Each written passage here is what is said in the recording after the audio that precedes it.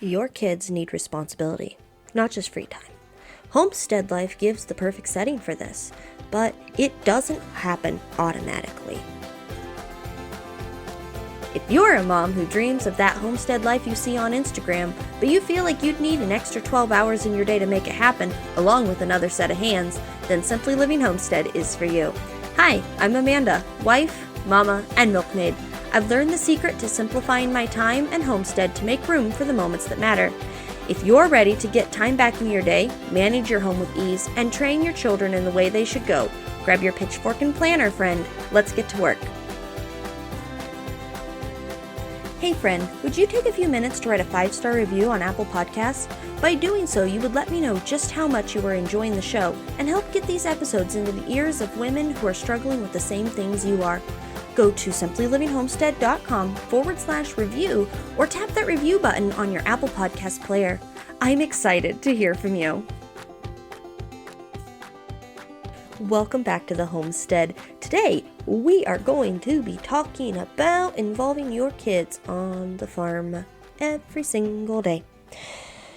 And this is coming from someone who is learning in the process. Okay, let's jump in. We will be talking about practical ways to build responsibility into your family culture and encouragement to start small. And we're going to be staying consistent, and you can stay consistent with me. All right. Hopefully this one isn't going to be as long, but who knows? Haha. All right, let's jump in.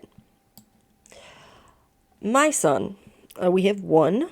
He is 4, he is sweet, he is sassy, and he is spoiled rotten. He is the only child of ours, by the Lord's providence, I guess. And he's the only grandkid so far. He does have 2 cousins on my husband's side, but they don't live anywhere near us. So, it is very easy for him to just get his way. It is.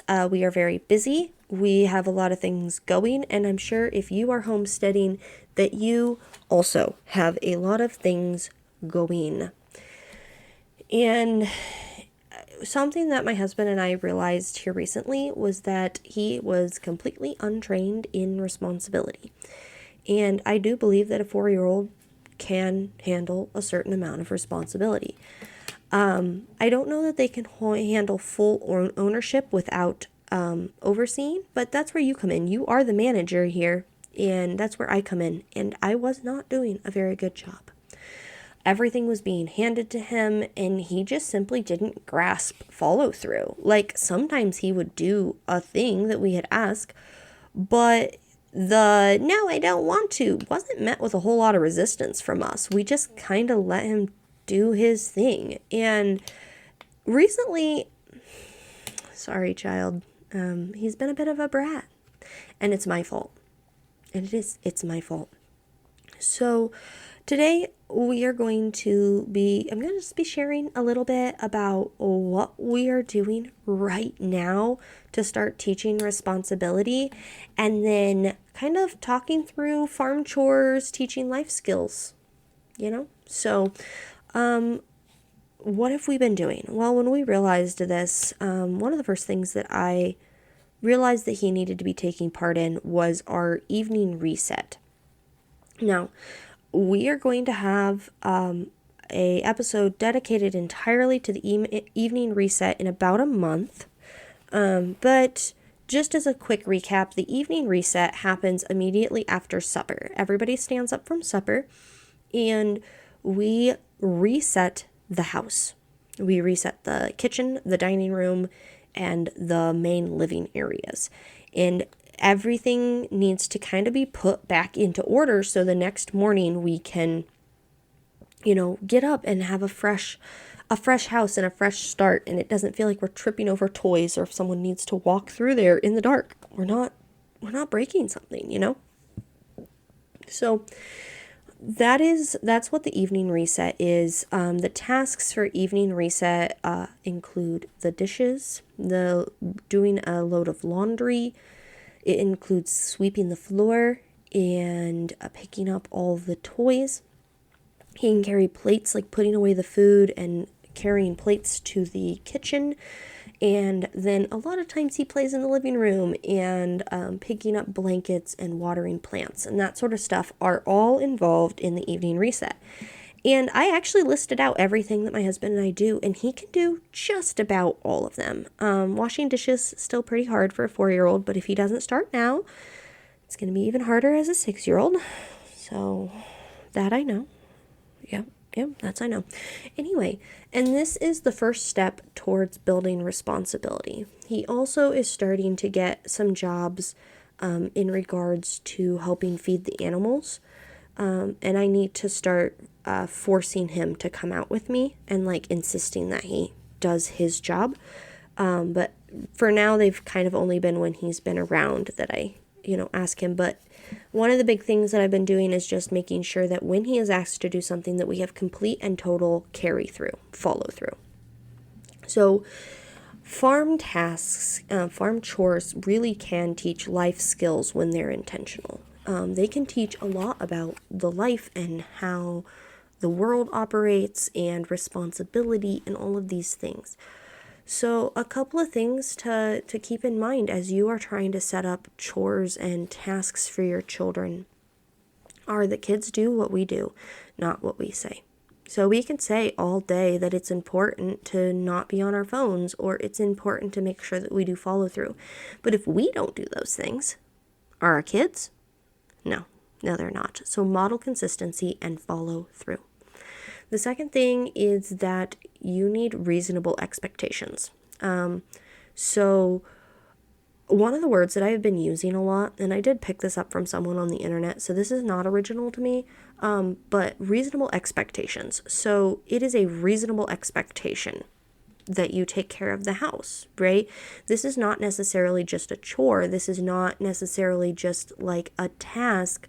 And it's also not a burden.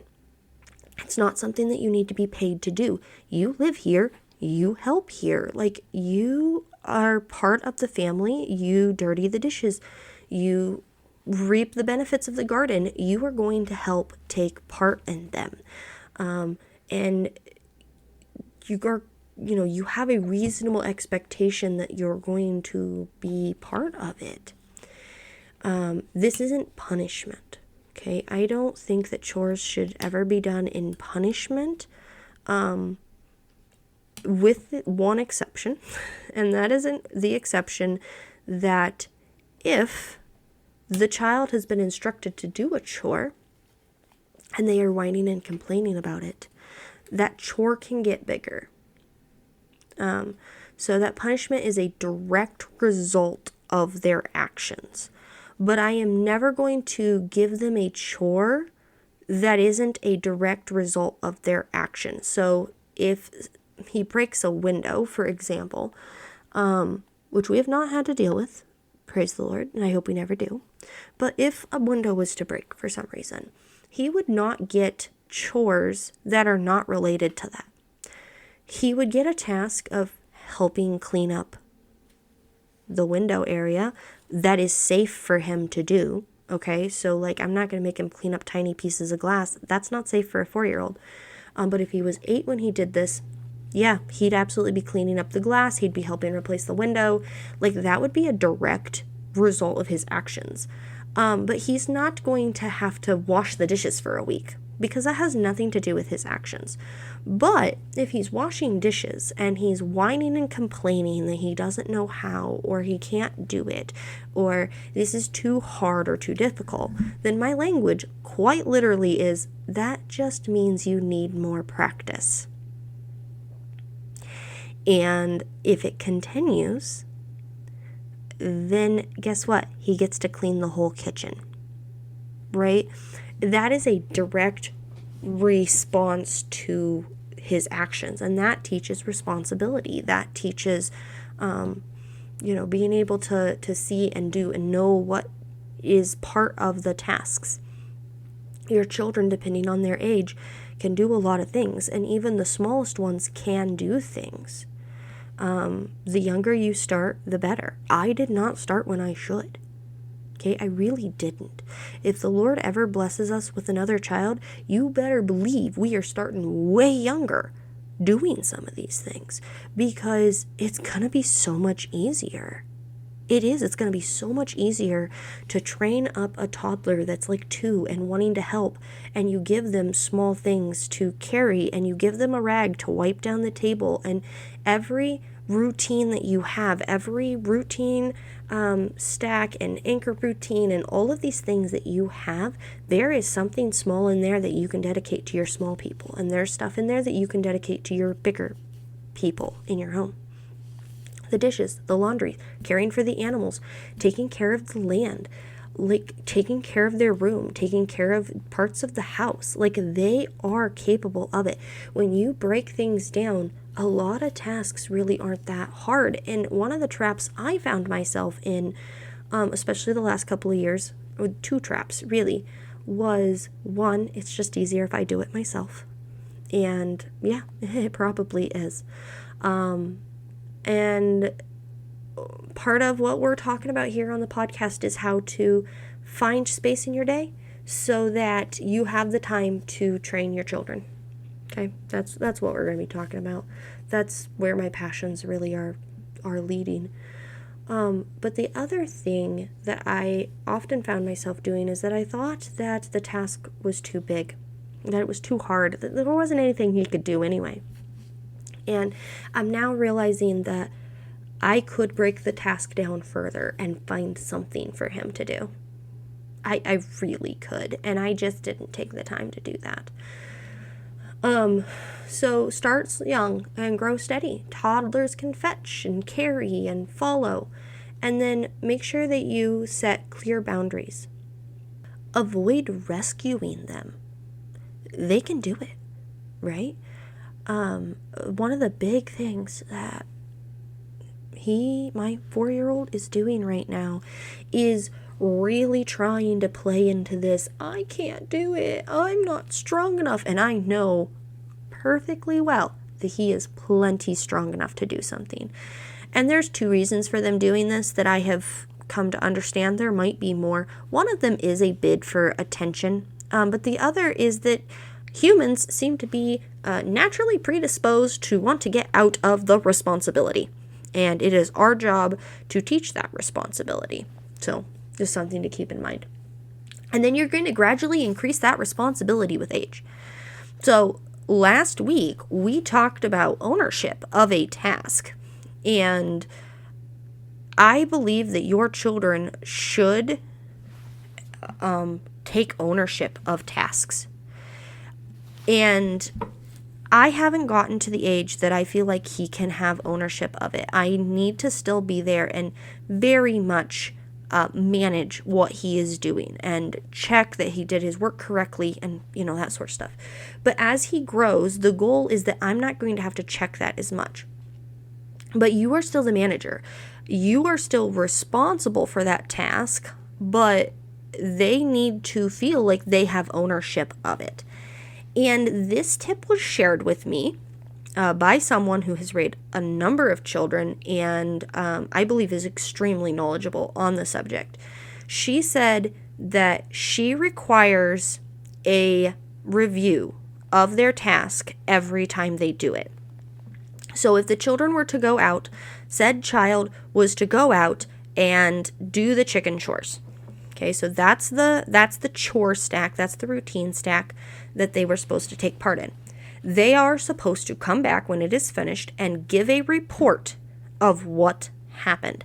And not just I did the chicken chores. No, they are supposed to say, I took the chicken basket, the egg basket, I went to the chicken house, I gathered all the eggs, I put the eggs in the carton, and I took 3 cartons of eggs to the fridge. I also fed the chickens and I made sure that their water was filled. Right? Do you get a just for that? They had to go through all of the steps that they did. And if they couldn't do that, that was often a good indication about whether or not they had completed the tasks. Now, obviously, you're going to have to know your own children and what they're capable of communicating with you. But as they get older, I thought that was such a really good way of making sure that they maintained ownership and you still had that manager responsibility of, making sure that the animals weren't dying because they had just chose not to feed them that day because they didn't feel like it. Kids do weird things. Okay, well, what is the next thing that you can do today? You can start with one chore today. Don't wait to be ready. Use charts, use visuals for younger kids to know the steps that they need to go through, and expect pushback, but don't back down. Be gentle, be firm, be loving, use good leadership. This is not about beating your children into submission. This is not about forcing them to do things that they hate, but it is about teaching responsibility and making sure that they can work through the things that are expected out of them. There is responsibility and there is joy when children are included. Children enjoy being included. They do. And you can build this culture intentionally. You could start small, stay consistent, and your children will grow. They will grow in responsibility and they will grow into beautiful adults.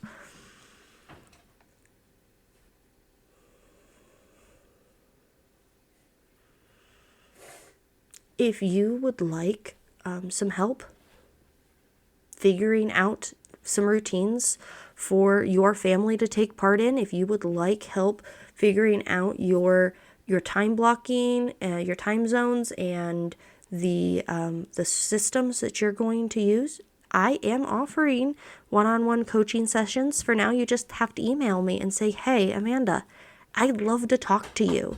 And we can set something up. My email is in the description down below.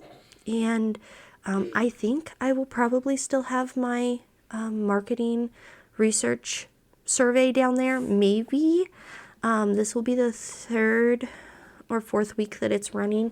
So we might be done with it by now. I'm pre-recording this, so I'm not sure.